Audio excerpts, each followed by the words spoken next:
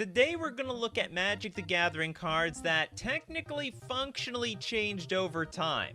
Now I'm going to start off with Glistener Elf. This is the green 1/1 creature that has Infect. You'd be like, well, what changed really about this thing? Well, actually, every Infect creature changed because they went from Elf Warriors, or any creature type that it was, to the Phyrexian Elf Warrior. Because we got Phyrexian edited in there. And you might think, well, you know, what's the whole big deal of that? You know, well, I mean, maybe one day there's going to be a Phyrexian Lord, but it actually helped decks that played something like Plague Engineer. I should just put that here. Plague Engineer.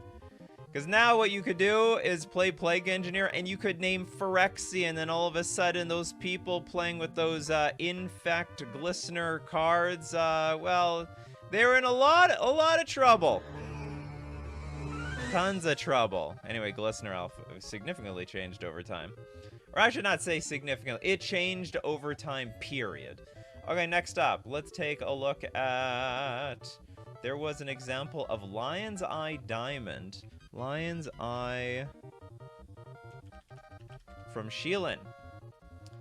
Okay, so what was the OG? It was like, sacrifice Lion's Eye Diamond, discard your hand, add 3 mana of any one color to your mana pool. Play this ability as a mana source.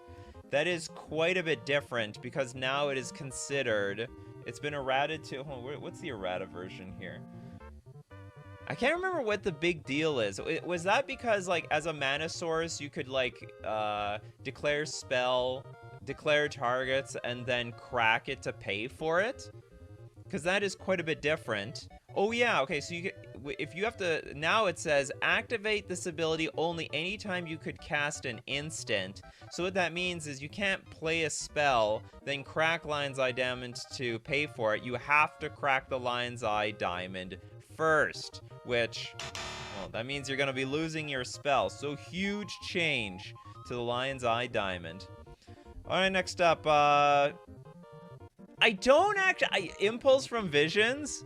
I actually don't think that was functionally different ever. I think it was just a typo. I think it, I can't remember. I actually don't remember the history to this.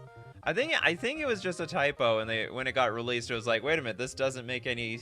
It doesn't make any sense. Wizards! What happened, because it says, look at the top 4 cards of your library, put one of them into your hand, and the rest on the bottom of your library, then shuffle your library afterwards. I mean, like, what is the point of that? Okay, I put all the cards on the bottom, then I gotta shuffle. Well, then why didn't I just shuffle in the first place? Or just put them on the bottom, do nothing. What does the actual card do?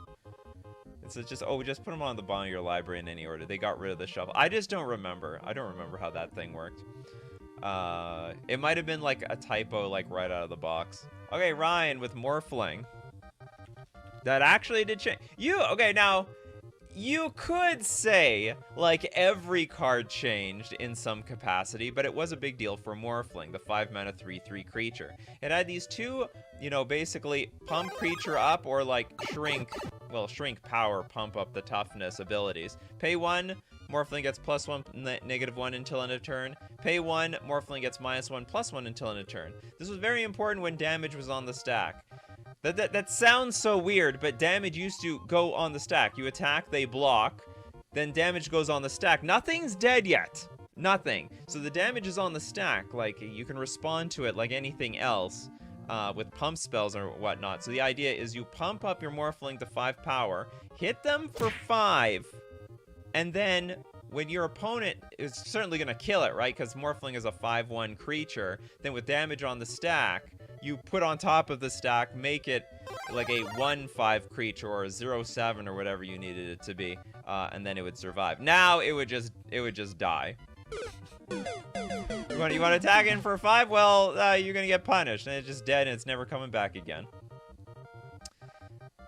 Okay, Zelvin says, there's no reprint with this errata, but there was a time where Time Vault got errated and used time counters. Hold on. Time Vault. Let's just look at the OG Time Vault. Or one of the OG Time Vault. Okay, let's look at the beta one. Or alpha. Tap to gain an additional turn after the current one. Time Vault doesn't untap normally during untap phase. To untap, you must skip a turn. Time Vault begins tapped. Is this true? It doesn't say anything about time counters on here.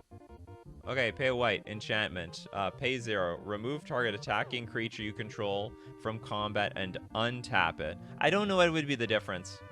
So you can't recommend cards that you don't know what changed, right? Remove target attacking creature you control from combat and untap it. Remove target attacking creature. It's the same thing.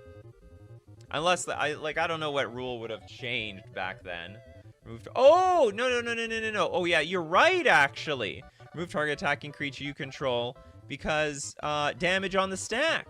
Absolutely. So you could go in for an attack.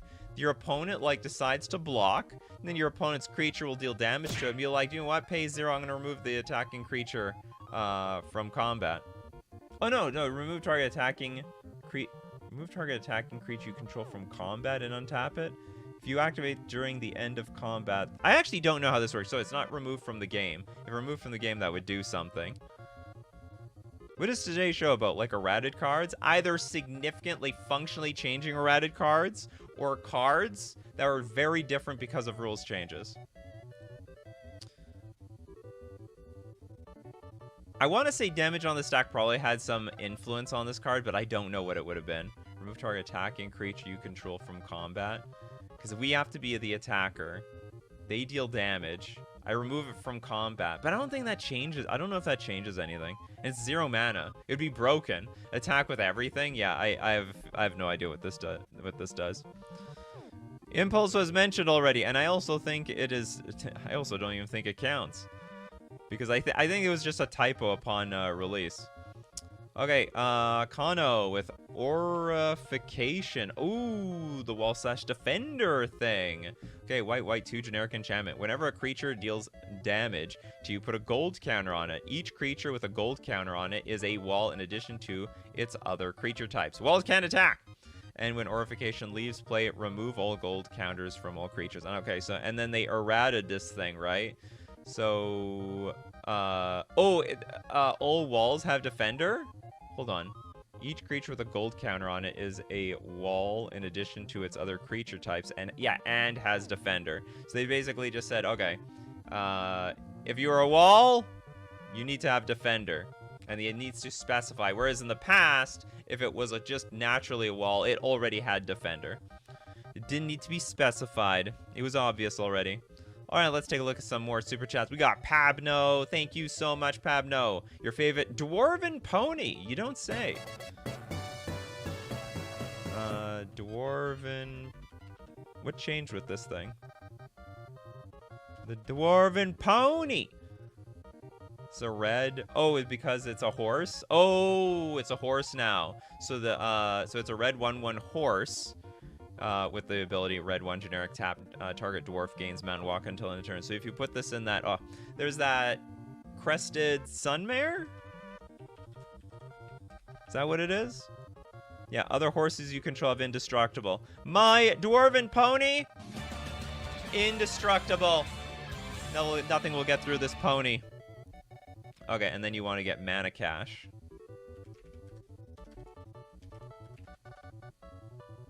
Mana cash, because it became pretty useless without mana burn. Red 1 generic enchantment. At the end of each player's turn, put a charge counter on mana cash for each untapped land that player controls. Remove a charge counter from mana cash. Add 1 colorless mana to your mana pool. Any player may play this ability, but only during their turn before the end phase. Yeah, quite useless without the mana burn.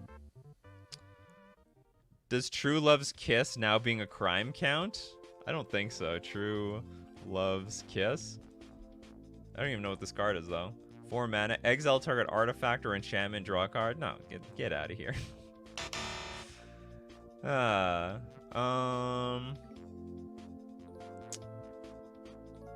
Okay, let's take a look at... Island Fish Jocanis. Yes, Island Fish Joscanis. It used to be an island creature. That would have been insane. 7 mana for a 6/8 island fish. Does not untap during your untap phase. Cannot attack unless... cannot attack if defending player controls no islands. If at any time you control no islands, bury your island fish Jocanis. So that doesn't make any sense. It's the island itself. What is going on here? Yeah, these days, just a fish. not an island. Otherwise, you could get this with Flooded Strand. You get it with Mystery Rainforest, Polluted Delta. That would be insane. That's hilarious. The Island Fish Jocanus. John! Thanks so much for your super chat, John. The Wall of Roots. In between turns phase? Wall of Roots. Not familiar. So it was... Okay, so this is the original one. Okay, put a -0, -1 counter on Wall of Roots. Add green to your mana pool. Play this ability as a mana source. Use this ability only once each turn. The in-between turns phase? Are you talking about floating mana between phases? Gotta be a little bit more descriptive, John. I need a little bit more intel. I believe there was a time that you could float mana between phases, but I don't remember when or how that worked. If this is a reference to that in-between turn phase. I don't even know what that is all about, in-between turn phases. So, play this ability as a mana source. Use this ability only once each turn. Does anyone know what that's all about? No, there was a strange rule for this? Well, it's useless if you guys aren't going to tell me what they are. Like, I don't know all of these. I know some of them. Okay, so for any historians out there in the comments section, let us know what the Wall of Roots one was. Because we certainly don't know what the hell what it is. There was a time when there was a between the turns stage. Oh, really? That's so weird. But only because of this card. The between the turns stage. I guess you can't use this between the turns because it's not a turn. People would load it with counters, float their mana to the upkeep, and then unload. Oh, that's crazy. Okay, next up. We've got... Let's look at Lewis's Flying Carpet. Does it have, like, the ability of cloth? Okay, so let's look at one of the OGs. Flying Carpet for 4 mana. Pay 2, gives 1 creature flying ability until end of turn. If that creature is destroyed before end of turn, so is Flying Carpet. Oh, so basically if the creature died, everything died. But actually they errated it. Now, if the creature dies, the carpet doesn't die. Why would the carpet die? The carpet is basically... It's not an inanimate object. It's an animate object, but it's not like it has a... It's magic. Alright, it doesn't have a heart and blood or whatever and everything. Okay, next up, let's take a look at Lucas. Thank you so much for your super chat, Lucas. Mog Fanatic got nerfed by the rules. Absolutely. The red 1/1, sacrifice of Mog Fanatic. Deals 1 damage to target creature or player. Again, got nerfed by the damage on the stack rule. Used to be able to block, deal 1 damage to it with damage on the stack, and then sack it to deal another damage. You could steal 2 damage with 1 gobbo. If the carpet dies, the creature should die because of fall. You know what? You're completely right. That actually should have been how it was. They'll never survive a fall from the air. Okay, let's look at... Bryce says, Future Sight I used to combo with Omniscience before the change. I used to be able to play my deck for free for at least till I hit a land. Omniscience. I was not aware that this card changed at all. So hold on, this was... Future Sight? Future Sight, I used to... Oh, Future Sight the card. I thought you were talking about the... what's it called? I thought you were talking about the set. Okay, blue, blue, blue, 2 generic enchantment. Play with the top card of your library revealed. You may play the top card of your library as though it were in your hand. You used to be able to combo with this with Omniscience and just play everything from your deck? That's insane. Is that real? I used to be able to play the top of my deck for free, or at least till I hit a land. Let me play. Oh, and what is Omniscience do? You may cast spells from your hand. Oh, so what was the original one? You may cast non-land cards from your hand without paying their mana cost. I don't know why this would have ever changed. It just looks like based on how Omniscience is read, you were never allowed to do that. Or does it say, play with the top card? You may play the top card of your library as though it were... Oh! As though it were in your hand. So what do they say now? You may play the top card. You may play lands and cast spells from the top of your library. Okay. It checks out. Interesting. What a neat interaction. I could see it based on the original printing that it did work like that. We got Tams. How about Tybalt Cosmic Imposter? I don't think that works. It forced a change to the cascade mechanic. So no, yeah, but this card did not change. You could say Violent Outburst changed, right? Oh, what do you mean? Oh no, maybe you're right. Tybalt Cosmic Imposter. I don't know what we say. Okay, so we'll go with Tybalt. Or was it Tybalt Cosmic Imposter? Where's Tybalt? Sorry, Valky Got Lies. So okay, all these flip cards technically changed. Because when you cascaded into them, you used to be able to flip into this part of the cascade. Which was stupid. That should never have been allowed, ever. So yeah, so if you try to, sorry, how do I go back? If you try to cascade into this card, you will get this card. You'll get Valky God of Lies. You get the crappy side on front. Okay, next up, we'll go with Meme Bruley. Thank you very much for your super chat. The Cormus Bell used to make all lands 1/1 colorless. Really? The OG? The OG printing! Okay, let's go to Alpha. Treat all swamps in play as creatures. Now they can be enchanted, killed, and so forth. And they can be tapped either for mana or to attack. Swamps have no color. They are not considered black cards. So what was the...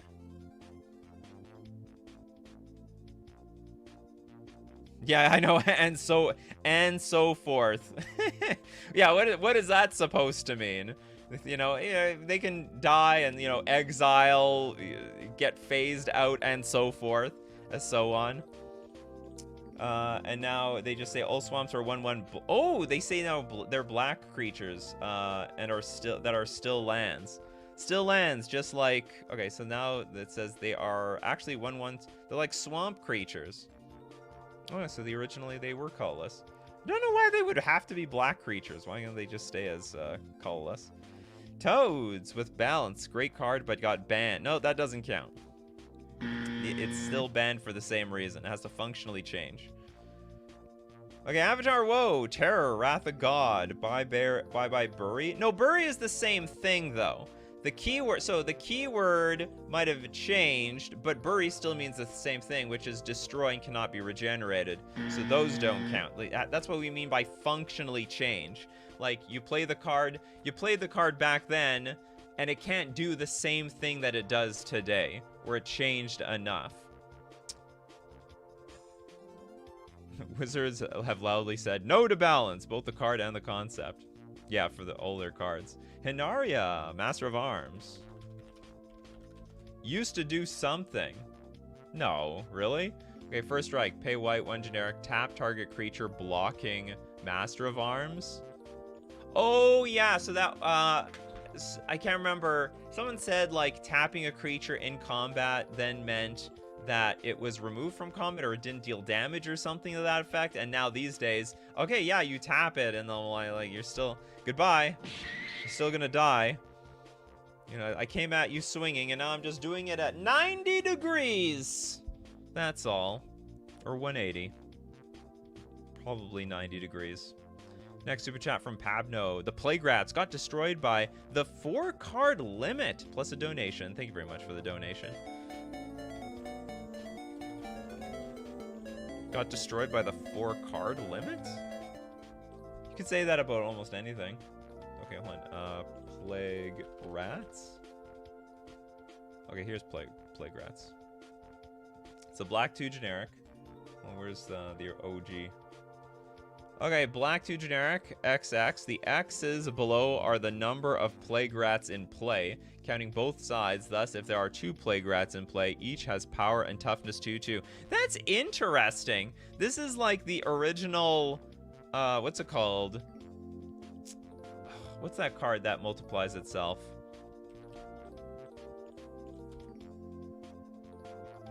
Too many rats in this game.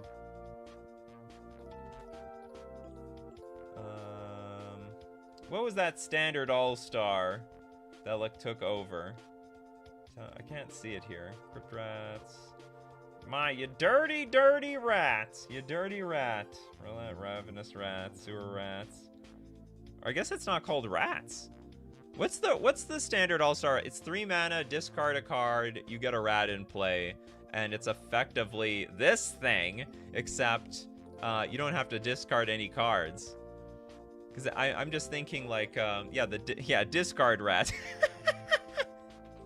Thanks so much, Sebastian. It's a discard rat. It wasn't relentless rats. Pack rat. That's right. This feels like the OG pack rat. So I understand. Now I understand, like, you discard a card to get this rat, but like, if every creature in your deck is a plague rat, it's effectively the same thing. The only difference is you can't discard lands to make more rats. Very interesting. Yeah, so like, there was probably a time you just loaded your entire deck with these things, and then just took over the game. I would imagine that was not a bad strategy, so long as your opponents weren't playing with Moxen or Soul Ring and all the other broken cards. Next up, let's take a look. Okay, so there's a donation, so we'll donate to Station Disaster, Braid of Fire. Getting rid of Mana Burn broke this card. Oh, so it got better! Oh yes, the red 1 generic enchantment. Commune of Upkeep, get a red to your mana pool. It could have been a problem when there was mana burn, but there's no chance of getting burned by the mana. This is all gravy. It only went up from here. People also used to win with 20 bolts or 20 flying men. That's so crazy. Next up, we got Backtard with get Teferi's puzzle box. Teferi's puzzle box. You have to draw your card for your first, and then put your hand on the bomb before drawing your new hand. So what was the old one? I don't understand. Oh wow, look at that OG card. It's a 4 mana artifact. During each player's draw phase, that player counts the cards in their hand, puts those cards on the bottom of their library, and then draws that number of cards. And so what is it now? Now it's at the beginning of each player's draw step, that player puts the cards in their hand on the bottom of their library in any order, then draws that many cards. I don't know the difference. Then during each player's draw phase, that player counts the cards in their hand, puts those cards on the bottom. What is the difference here? It functionally looks like the same thing. I'm not seeing anything different here.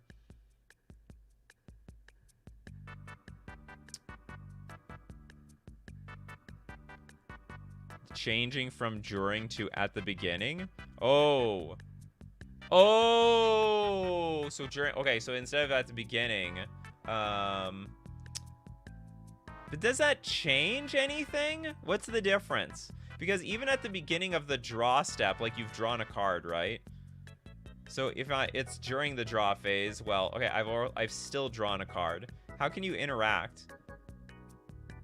You don't have to count anymore. I don't have to count. You want? I'm just gonna put like 4 on the bottom, draw 7. Is that okay with everybody? Are we good here? Is that cool with everyone? I just don't know how that changes anything. Because that's the point of the show. It's got to change the card, even though it reads differently. During/beginning. What's the difference? What's the difference? What will change? How do you break? Okay, here's the question. How do you get an advantage or disadvantage with this card? Yeah, this card is a puzzle box. It's a puzzle box just to determine how anything was influenced. Okay, now Ian says, at the beginning of the draw step, you haven't had a card. Yes, you have. During, you could technically to choose to do it before and after. Are you saying at the time? See, here's how it works these days. Oh, wait a minute. I don't remember how the draw phase worked back then. Maybe I don't know. I don't remember when you've drawn the card. Okay, maybe there's something here. Okay, so Scott Free says draw your card first, then use it, or use it, and then draw. Useful for scrying. Because, like, by today's standards, once you hit the draw, the first thing that happens when you reach the draw step is you draw the card. Like, you have to. There's like, you don't have a choice, right? And then from there, this thing would trigger. And of course you could still use it. So what you guys are telling me is there was like a draw phase, and in that phase, I guess there was like a draw step. So you could use the cards in your hand before you drew. And I don't even know why that would be necessary, but whatever. Ian says, yeah, what Scott said. We're gonna have to believe Scott on this one. Do you want some of you guys? You played Teferi's Puzzle Box back then. You would know. Okay, so in the past, you can choose to do puzzle before drawing or after. Okay, I'll believe you. Crazy. What a weird card. All right. We love these cards. We love cards that change over time. Some of them have changed for the better, and that's why you got to buy them from FusionGamingOnline.com. My favorite place to buy my Magic the Gathering cards. Deal of the week this week, save 15% off Time Spiral Retro and Remastered sets. And let me tell you, some of these cards, they have not changed. They are still as powerful and as dangerous as ever before. And when you get your powerful, crazy, dangerous cards, don't forget to use coupon code Nikachu at checkout to get 5% off all your purchases. We're also going to thank Mana Traders, the premier place to rent Magic cards online. Have you ever heard of the Mana Traders series? Let me tell you how it's done. On Magic Online, they have a monthly event, $10,000 prize pool every single month. The events change every month. Sometimes it's Pauper, Vintage, Legacy, Modern, Pioneer. I think they've had Standard before. You play in leagues, and it's free to participate. But here's the deal. If you're a subscriber to Mana Traders, they up the prize pool by $1 billion. And you can play every format possible when you're renting with Mana Traders. Because you're renting the cards, you just rent a whole new deck every single time you need to play a new format. You can support the channel using my Mana Traders link in the description below, or save 10% off your first 2 months using coupon code Nikachu_25K. And back to these crazy cards. Cards that have changed over time. Okay, next up. Cameron Cole, can we all appreciate the mess that was Time Vault changes, then redacted changes? I've never, maybe that was what it was in reference. So I was not familiar with these changes. Someone actually made reference to like time counters or something, but it didn't say so on the card, so I didn't count it. I still don't know what it is. Okay, 101 ARG with All Hallows Eve. All Hallows Eve. How did this change? Some of you have to give me the explanation if it's not blatantly obvious. Black 2 generic. Put 2 counters on this card. Remove a counter during your upkeep. When you remove the last counter from All Hallows Eve, all players take all creatures from their graveyard and put them directly into play. Treat these creatures as though they were just summoned. You choose what order they come into play. Okay, hold on. How is it? It's like when you remove the last counter, all players take all creatures from their graveyard, put them directly into play. That's it. Treat those. Oh, they didn't swap the creatures. Okay, so what's the errata? It has 2, so it's not counters anymore. Now they are scream counters. At the beginning of your upkeep, if All Hallows Eve is exiled with a Scream counter on it, remove a Scream counter from it. If there are no more Scream counters on it, put it into your graveyard, and each player returns all creature cards from the graveyard to the battlefield. I don't think it's a very big change. Not the largest change in the world, but a change nonetheless. From counters to Scream counters. Chaos Warp used to shuffle generals into their library. Generals? You mean commanders? Red 2 generic. Instant. The owner of target permanent shuffles it into their library, then reveals the top card of their library. If it's a permanent card, they put it onto the battlefield. You are correct! And then basically commander players were like, I want to play with my commander. I don't want it in my library. And then the commander committee says, we have heard you. And we are introducing the back to command zone rule. If that commander goes anywhere except If it goes anywhere other than the battlefield, you can put it right back into the command zone. Okay, next up, let's take a look at... we have... Oh, more super chats. Okay, Kagan with... How about Teferi's Curse? Quite cursed, isn't it? Since phasing used to kill tokens? Really? I was not familiar with that. People used to use this to lock away equipment since they'd phase out, but the token was gone. Okay, so we got a blue 1 generic. Enchant permanent. Play only on an artifact or creature. Enchanted permanent gains phasing. I didn't know tokens died in phasing. To be honest, I did play a long time ago, but I never played with tokens. Wouldn't the original All Hallows Eve stay in exile and you could put another counter on it and use it again? Great question. Put 2 counters on this card. Remove a counter during your upkeep. When you remove the last counter from it, all players take all creatures from their graveyards and put them directly into play. Treat these creatures as though they were just summoned. You choose what order. Oh! When you remove the last counter from All Hallows Eve... You are right. It's just like, it's just there. In fact, as far as I'm concerned, this isn't even in exile. It's like on the battlefield. Remove a counter during your upkeep. I don't know exactly where this thing is based on how this is like worded. Yeah, it sounds like basically it was on the battlefield. There was no exile. They didn't. Well, I think they invented an exile back then. No, it was no. Exile was removed from the game. So there was an exile. Avatar Wolf says, Nikachu ignoring me because I'm Wall Street on his bad combo server. Huh? You're Wall Street? I don't get it. Oubliette. Oh god, I don't even know the history of this card. Oubliette. Okay, we got a black 1 generic enchantment. Okay, well, we'll just go, let's look at the first one. Select a creature in play when Oubliette is cast. That creature is considered out of play as long as Oubliette is in play. Hence, the creature cannot be the target of spells and cannot receive damage, use special powers, attack, or defend. All counters and enchantments on the creature remain, but are also out of play. If Oubliette is removed, creature returns to play tapped. It was like a weird... It started off like phasing, and then I remember somewhere in the middle it became like an exile effect, and now it is like just... It's phasing again.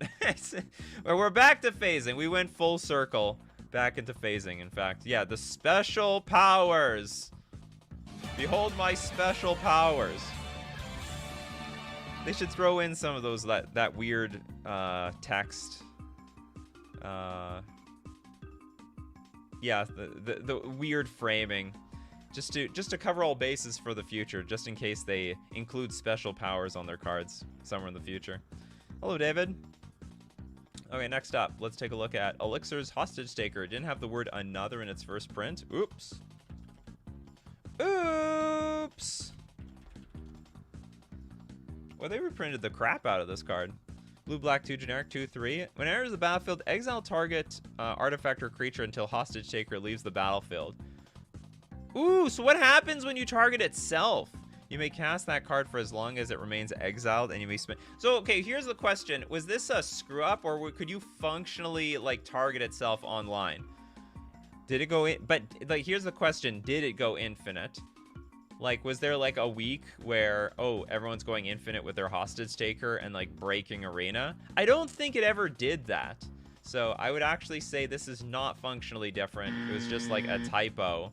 And, like, the moment it was, like... printed, you could play it as it actually is played by today. I did go infinite with the Yarok deck.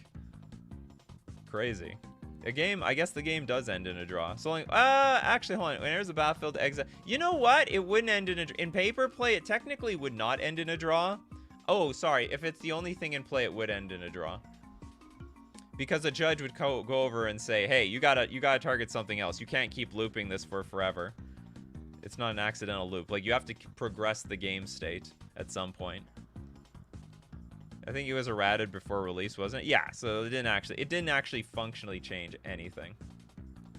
Okay, next up, let's take a look at Pabno's Interrupts. I think Counter Spell. I only had a starter pack from that period. Donate +1. Thank you very much for the donation.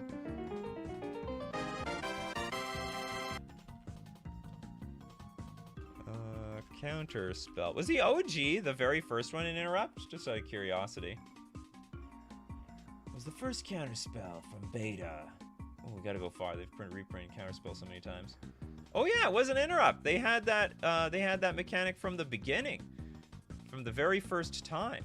Okay, so if I remember correctly, like interrupts were like something you could only do in response to something.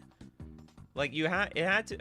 I don't fully understand interrupts, but I think it has to be in response to something else. It's not technically. I can't play counterspell at the end of turn, for example. I need to interrupt something. Got it. As is the name. Okay, next we'll take a look at. Although counterspell is not the greatest example. Was Dark Ritual an interrupt? I can't remember. No, I think Dark Ritual is a mana source. As weird as that is. I think interrupts were like Yu-Gi-Oh! Counter traps. Yeah, exactly. I think there's more interrupts out there than counterspells, though. Hexanort. False Dawn used to change mana symbols on your permanents. Hexanort. Now it just filters all mana, you get white. Oops, I looked you up. False Dawn. White 1 generic sorcery. Colored mana symbols on all permanents you control and on cards you own that aren't in play become white until end of turn. Interesting. But now it's until end of turn. Spells and abilities you control that would add colored mana instead add that much white mana. Until end of turn, you may spend white mana as though it were mana of any color. Reading the card does not explain the card now, does it? Duke Firebird. Any continuous artifact, you're not wrong. I think some of those artifacts definitely changed, though. Kano. Ooh, clone. All the clones, really. This is the donation from no, this is beyond the Pabno donation. Okay, clone. We have a blue 3 generic 0/0. You may have clone enter the battlefield as a copy of any creature on the battlefield. Yeah, you used to be able to copy a legend and then they would like kill each other upon sight, because that's just how the legend rule worked. Now a clone, when copying a legendary creature, oh, you got a legendary creature, I got a legendary creature. So instead of using these things as removal spells, well, it's just not a removal spell. Believe it or not, Phantasmal Image was an incredibly popular card for a very long time because it was basically like blue removal for legendary creatures like Geist of Saint Traft, for example. So it was a very, very strong card. Yeah, we did Oubliette. We did Oubliette. Pagman, did we do Mog Fanatic? I don't know. Hold on. Mog Fanatic. How damage? Oh yeah, we did Mog Fanatic. Yeah, we did the damage on the stack one. Okay, super chat coming from okay, Kagan. Tetravus. I don't think its tokens would have ETB'd originally. Tetravus. We'll find out in a minute. Okay, 6 mana for a 1/1 construct, flying.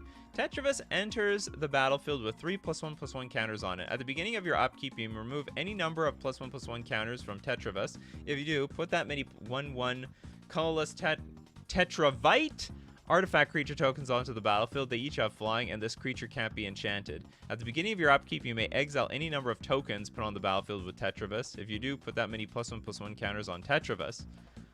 Okay, hold on. And the original... Oh, shoot. I should have been reading the first one. Okay, the OG was Tetravus gets 3 +1/+1 counters when cast.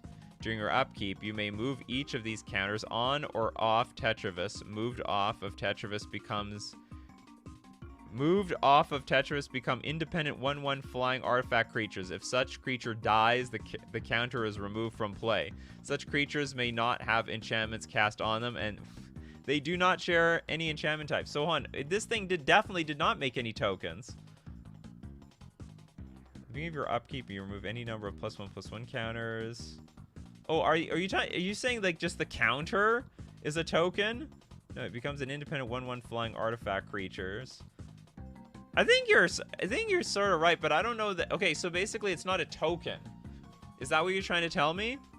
So it's technically not a token, it's technically like a counter in play, and so any cards that affect a token would not affect these because they're like counters, if I understand you correctly. They're just, yeah, you can move a counter off and they're a 1/1 flying creature. Jess is like, I'm a token. You're not a token, you're all great, wonderful legendary creatures. All right, Jess, I have no card, but here is $2. Thank you very much for the $2. We will donate that $2. Who hasn't got a card yet? Tier doesn't have a card. Brand. Comboing. Brand isn't. Oh, okay. Brand comboing with Haunted Horror when tokens used to belong to the player that controlled the effect that created the tokens. So red, gain control of all permanents you own. And you said Haunted Horror. So you're telling me this like worked a little bit differently? Oh, sorry, Hunted Horror. Black, 7/7, ETB, target opponent creates 2/3/3. Oh, target opponent creates. Comes into play, put 2/3/3 Centaur creature tokens with a protection from black into play under an opponent's control. Oh, so the original actually said these were your tokens. I am giving them to you. The errated version is actually different. So the change, so I guess there's two changes. Haunted Horror and that weird so was this like a combo you did for like a long time and then like they changed rules and like, ah, damn it, they screw up my combo. It's very, very, very, very annoying. I hate it when Wizards does that, you know, they change this is such a niche combo too. It's such a cute niche combo and they ruined it for you. Everyone says Time Vault. Okay, we looked at Time Vault already, although I do not know the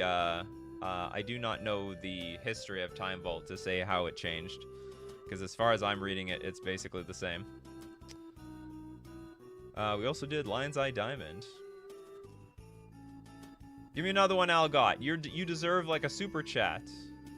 Okay, let's look at Neket's Tabernacle.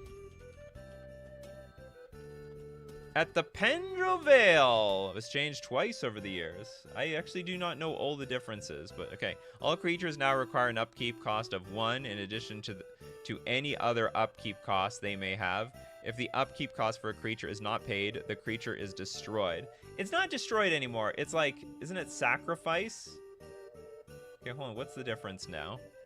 All creatures have, so hold on. All creatures now require, except they didn't have. All creatures have at the beginning of your upkeep, sacrifice this creature unless you pay 1. So I guess the two differences, the creatures now have this ability, whereas I have no idea how this card policed the creatures in any way. But definitely there's a big difference between destroyed and sacrifice, because if it's destroyed, well, I'm indestructible. You ain't doing squat to me. Yeah, huge money. Huge, just reminding us that this is huge money. Holy crap, 3.5 grand. I regret. I could have got one for like $500 just to troll a play group that I was playing in, and I was like, this is probably a mean troll, and it's like $500. Screw it. It was like a really beat up Tabernacle. Algot says the change is that you got to decide to untap in between turns. Oh, really? Okay, so we're gonna burn your super chat on this. It changes. You just got to decide to untap between the turns. That is so weird. Tap to gain an additional turn after the current one. Time Vault doesn't untap normally during your untap phase. To untap, you must skip a turn. Time Vault begins tapped. And then how does it work now? It's like if you would begin your turn. Oh, the difference is so you had the ability to untap on your opponent's turn. But okay, just out of curiosity, how does that change anything? I just don't understand. Let's say I untap on someone else's turn. Like, okay, big deal. I still skip my next turn, right? I untap, then the opponent's turn ends. Okay, I skip my turn. Oh, if you begin your turn while Time Vault is tapped, you may skip that turn instead. Time Vault doesn't untap during its normal untap phase. To untap, you must skip a turn. Time Vault begins tapped. I don't understand how. I still don't understand how it functionally changes. I mean, it is technically different. Like, you can do it on your opponent's turn. I don't know how you break it, though, if you can break it. Okay, let's take a look at... The Big Squig says, the official FAQ for Chaos Orb changes what the card does in old school format. I'm not reading the FAQ. Thank you very much. I don't mean on your opponent's turn. I mean, there was a step between turns specifically to let you make that choice. Oh, really? Okay. I'm just gonna have to trust you all. Okay, Toilet Duck really wants this Lynn Civvy on here. Okay, so there was a time, if you get Lynn Civvy in play, one of the greatest legendary creatures ever in the history of Block Constructed, you would ruin your opponent, who also was playing a Lynn Civvy Rebels deck, because this Lynn Civvy, it's basically Birthing Pod. You can search your deck for, like, any Rebel card, put it directly onto the battlefield. But there was a legend rule that says, if there can only be one, that's why you're a legend. So if the one was on the battlefield, you can't have yours. So this was, whoever got this thing out just completely shut the door on the opponent, and they very likely won the game.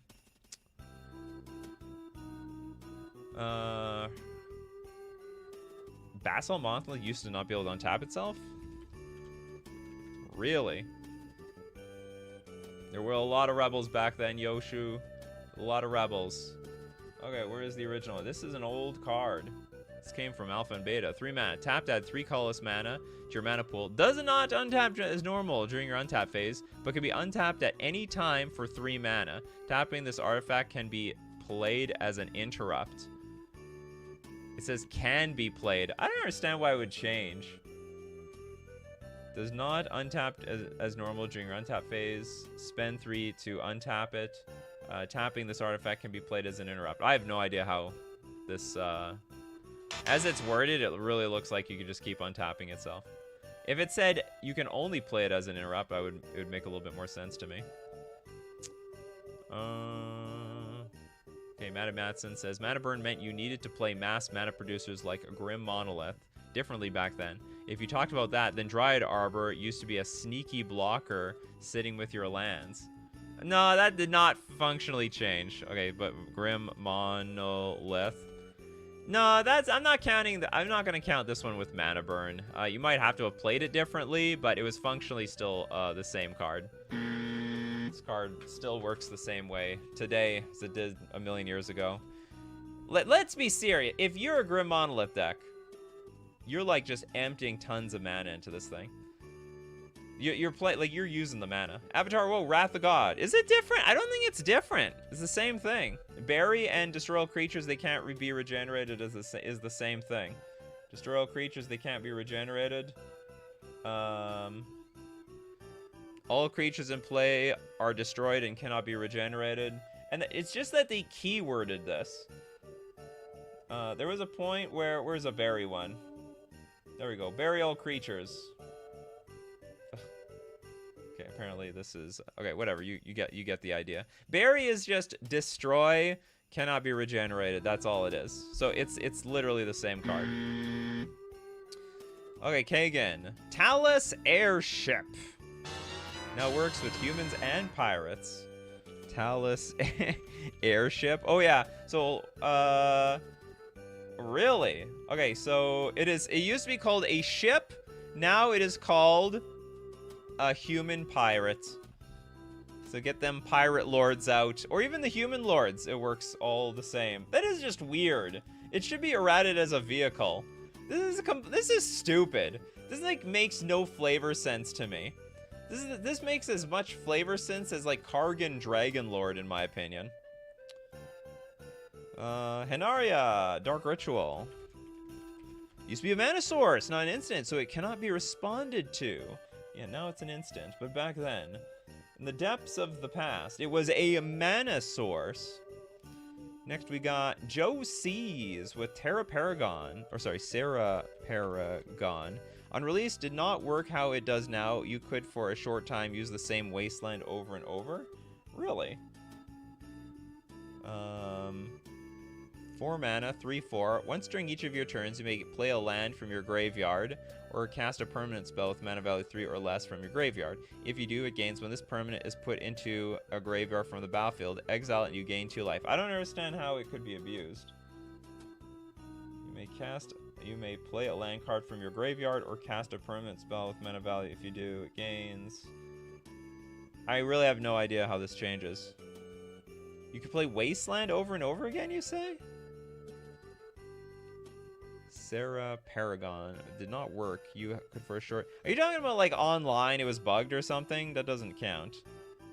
Because I do not see from the errata. Or did they change the errata? Once during each of your turns... Okay, let's all look very carefully here. You may play a land from your graveyard or cast a permanent spell with mana value 3 or less from your graveyard. If you do, it gains. When this permanent is put into a graveyard from the battlefield, exile and you gain 2 life. I do not see any difference. I see absolutely nothing. Josie's, no, in paper it did not work since the land became a new object for getting the ability affected it. Oh, interesting. So, where's the errata? I don't get it. When this permanent is put into a graveyard from the battlefield, doesn't it say when this... Okay, hold on. What was the original one? When this permanent... Wasteland's a permanent. It hits the battlefield. Oh, it was a rules change? Ah. Okay. That would have helped me, you know, if you told me it was a rules change instead of me looking at this card, trying to figure out what's the difference here. This cards all look the same. Doesn't it work as intended? Okay. It's good to know. For the record, I do not know every single dinky little rules change in the game, but it's nice to learn all these. Okay, who does not have... Did anyone not get a card here? Yawgmoth's Will was broken for a very short period of time when 6th edition rules introduced the stack? Yawgmoth's Will? Oh. Oh, yeah, there was no stack at one time. Until end of turn... What's the original one? There was no stack by Yawgmoth's Will? By Urza's Saga? It sort of breaks my brain. Cards put into your graveyard this turn are removed from the game instead. I gotta look up when the stack even became a thing. You haven't got a card? Well, when you say you don't have a card, you gotta also give me the card, because that's like an opportunity. Okay, hold on. Nuh-uh. Okay, Avatar Woe says, nuh-uh. Bury was a superposition of sacrifice and destroy. Don't regenerate. Are you telling me at the time that things were buried, they didn't regenerate? Or sorry, they could regenerate? Oh, I could be... Okay, then maybe I'm wrong. Because the original Wrath of God, I was, like, pretty certain... Okay, I'm not going to look it up right now. Let me know in the comments section if bury means if you could regenerate through a buried creature.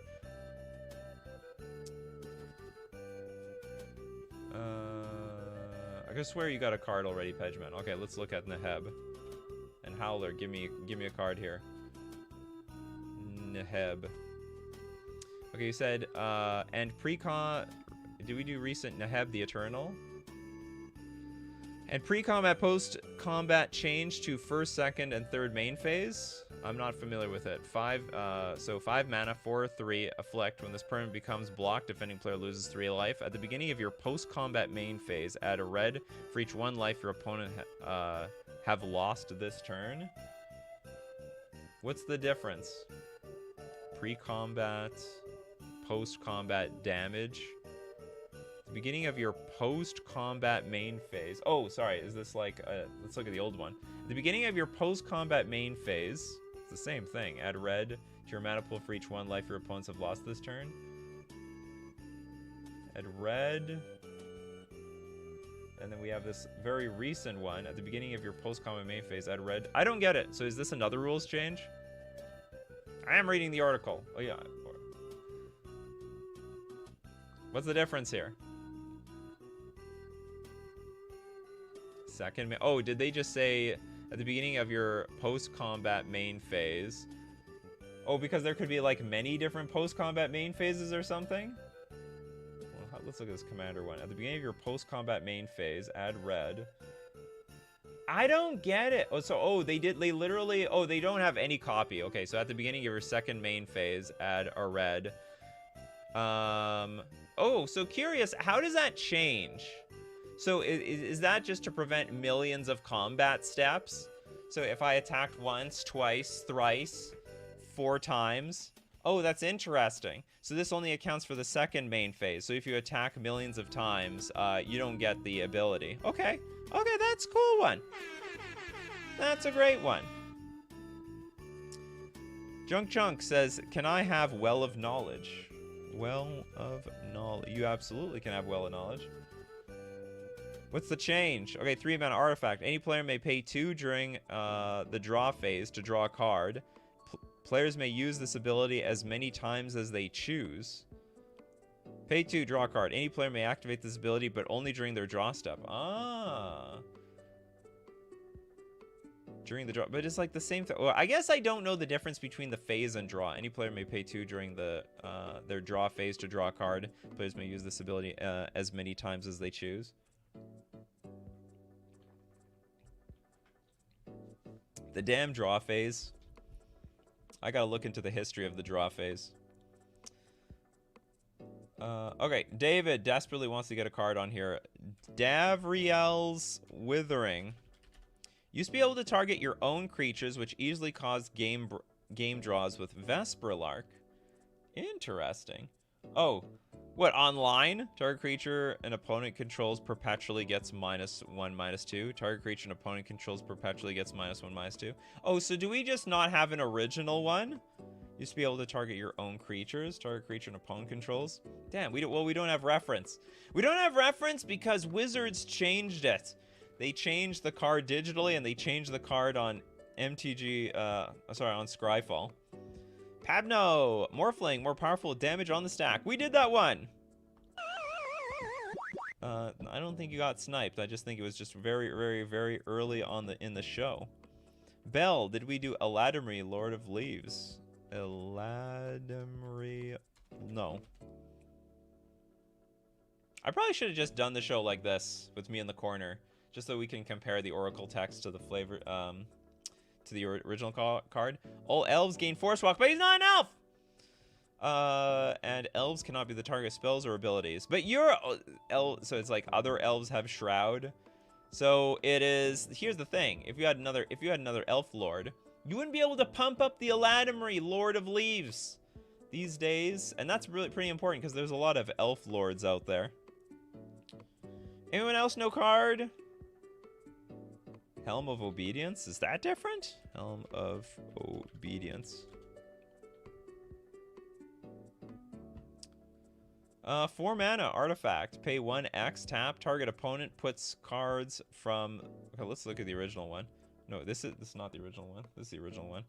X, tap. Put the top card of target opponent's library into the graveyard. Continue doing this until you have put X cards or a creature card into that graveyard. Whichever occurs first. If the last card put into a graveyard is a creature card, bury Helm of Obedience and put that creature into play under your control as though it were just cast. X cannot be equal to 0.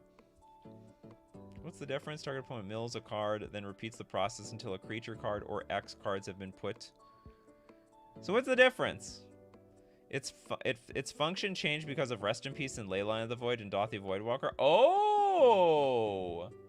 Oh! Continue to... I don't understand why it would change. Its function changed. You mean like it's... You mean... No. Is it basically the same card, but Leyline of the Void and Dothy Voidwalker have now just made it better? Mills their whole dang deck. Yeah, but okay. Question, Will. I have a question for you, Will. If Rest in Peace was printed at the same time of Helm of Obedience, does it not do the same thing? Like, that's what I'm saying here. I think it does the same thing, which means Helm of Obedience functionally has not changed. It just became a stronger card with the printing of all those other cards. So actually, I don't think this doesn't count. Yeah, I misunderstood the assignment. Exactly. So the card is the same. The card didn't change at all. It just has a combo. See, this card changed. This is a legend. A legend. It is not actually an elf. As weird as that is, Aladamri is not an elf, it is a legend. And so if there was another card in play that buffed all the other elves, Aladamri would not have been affected by today's standards. You're an elf warrior, Aladamri. Congratulations. You're an elf and a warrior. And you're still a legend. Okay, did anyone not get a card? We got Pixels here. Cute avatar. Hands down best avatar I've seen all day. New rules change from March of the machines, allowing tokens to have a reverse side. It has allowed for token clones generated from effects like stolen identity be able to transform. Stolen identity. Okay, create a... Oh, I didn't know that. So tokens... I actually assumed tokens could not flip. They didn't have a reverse side. Okay, so stolen identity, create a token that's a copy of target artifact or creature and cipher. That's a cool one. Now, that's a super important rule that I didn't know about. Who else? Tetra Tim Bowman, thanks so much for the super chat. We've got Spectral Searchlight. Original mana burn opponents. 3 mana. We gotta look at Ravnica. 3 mana, tap, choose a player. That player adds 1 mana of any color to the mana pool. Oh, so you basically like just do this at end of turn and then burn them down a little bit. These days, yeah, I would do absolutely nothing. Absolutely nothing. Big Leedy, original Atog was very different before Errated. Oh, let's look at, is it just called Atog? Okay, there's the Atog. The Antiquities one is, holy God! How did we go from this much text to this little text? Okay, we got a red one generic, 1/2, for 0 mana. +2/+2 until end of turn. Each time you use this ability, you must choose one of your artifacts in play and place it into the graveyard. This artifact cannot be one that is already on its way to the graveyard. Yeah, just in case you want to sacrifice the same artifact, slowly moving to the graveyard. And artifact creatures killed this way may not be regenerated. So the way I'm reading this, you could activate this an infinite number of times, right? And now it's just sacrifice an artifact, Atog gets +2/+2 until end of turn. Because you can activate the ability for 0, but it's upon resolution that you actually have to pay for this thing. That's crazy. Oh, and they were missing end of turn? Oh, no, it's +2/+2 until end of turn. It's the same. The way I'm reading this, though, you could activate this infinite times. Like, okay, I activate a Tog 1,000,000 times if that is meaningful in any way. And then upon resolution, you have to sacrifice artifacts. Oh, it's on the Chronicles print? That sounds like a typo more than anything. Was there a Chronicles print? I don't see a Chronicles one here. Oh, is this it? Each +2/+2. Each time you use this ability, you must sacrifice one of your artifacts in play. Well, this sounds like more of a typo. Because they already had an actual version that was worded correctly, right? And we all know how it works. Typos don't count around here. You love Domo! Did we do how slivers used to affect the whole board? Well, what sliver? You get on this show, you gotta give me a card.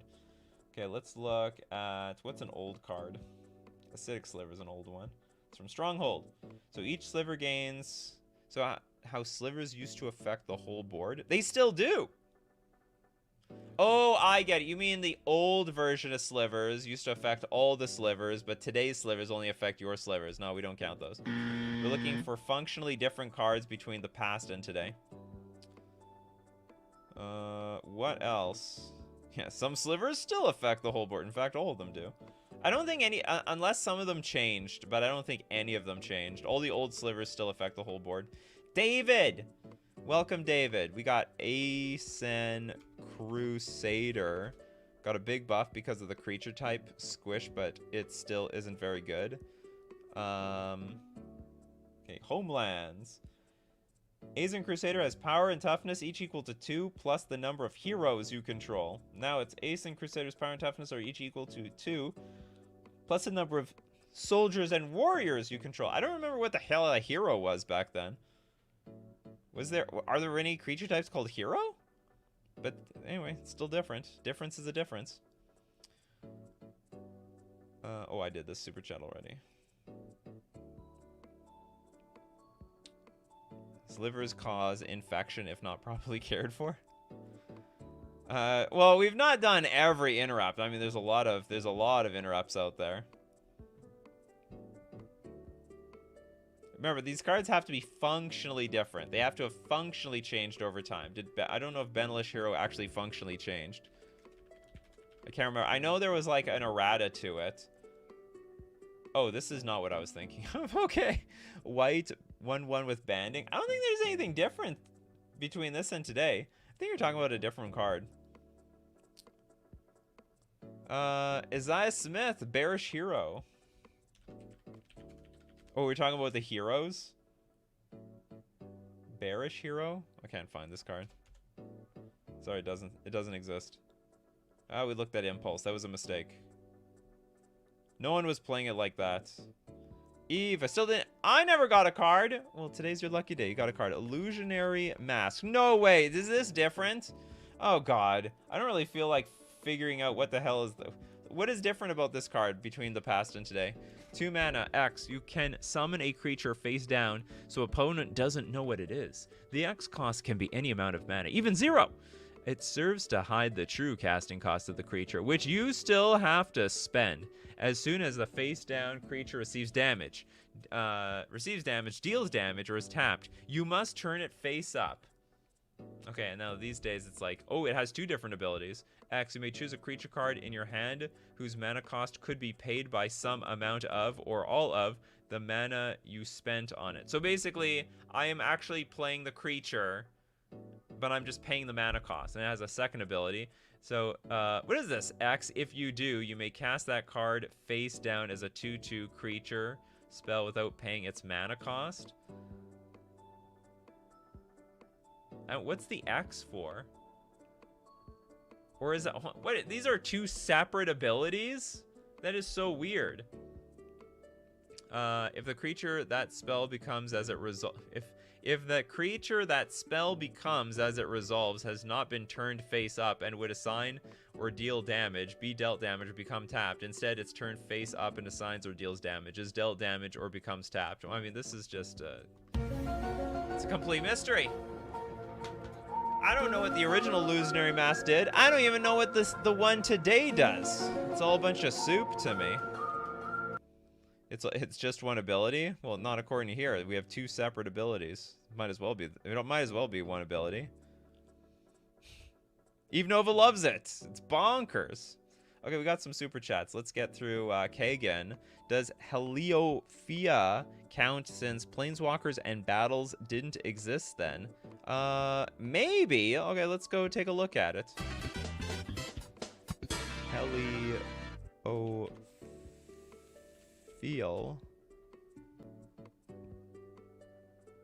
5 mana artifact Sunburst. Pay 2. Sacrifice Heliophil. What the hell? Deals damage to target creature or player equal to the number of charge counters on Heliophil, whatever. So sacrifice it, deals damage equal to the number of charge counters on it to any target. Yep, that 100% counts. 1,000,000%. Before, it used to be like creatures, players, and planeswalkers, because you could redirect the damage from the player to the planeswalker, and now it's basically anything. 100% counts. Pab, no. Death Wish. Well, I don't have a Death Wish. Any of the other wishes because of sideboard. Oh yeah, the wishes changed quite a bit, didn't they? 3 mana, sorcery. Choose a card you own from outside the game.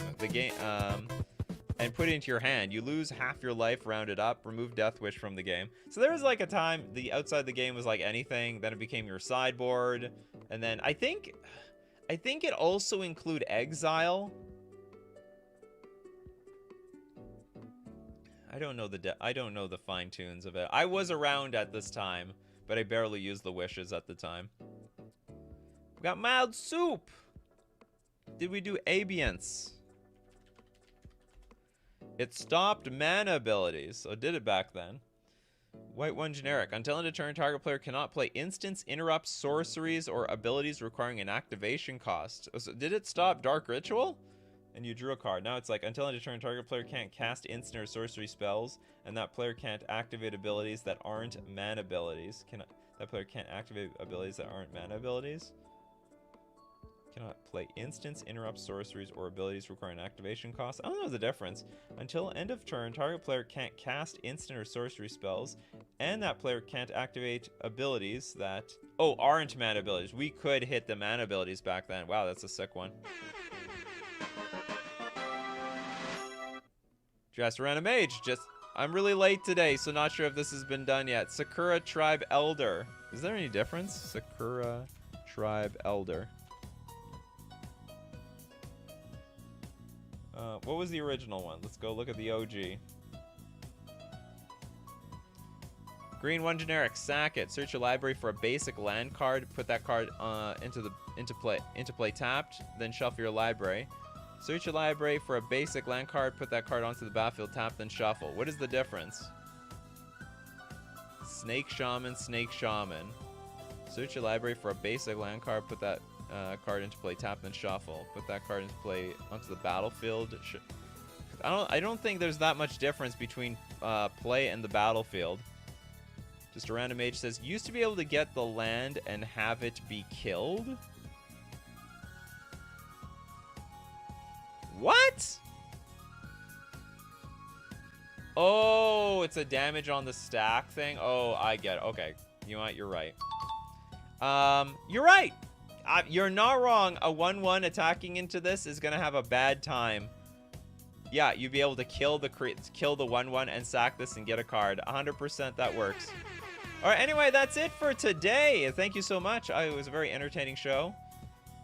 We got through it. I learned a little bit about the rules of back then. I'm gonna look into the history of Time Vault, or anything that has to do with the draw phase, like Teferi's puzzle box. But as usual, we do this show weekdays, 3 p.m. Central Standard Time. Thanks to everyone who supports the channel. If you're a patron on Patreon, a member on YouTube, or you super chat to be part of the show, or even super chat so other people are part of the show. And thanks so much to everybody who's here to make the show what it is today. People like the Big Squig, Bell, Kano, Bryce, Just a Random Mage, Big Lee, Christopher B. We got Gaia's Cradle K. Just a Random Mage, Steve Cooper, Tetra Tim Bowman, Mild Soup, Christian. We got the Big Squid, Cameron, Elixir, Avatar of Woe. We got Bryce, Kagan, of course, and Toads and Hinaria, because you guys are the show. So as usual, my coffee crew, keep brewing up them coffees, and we'll keep brewing up the magic. Take care of yourselves, and I will see you at the next cut.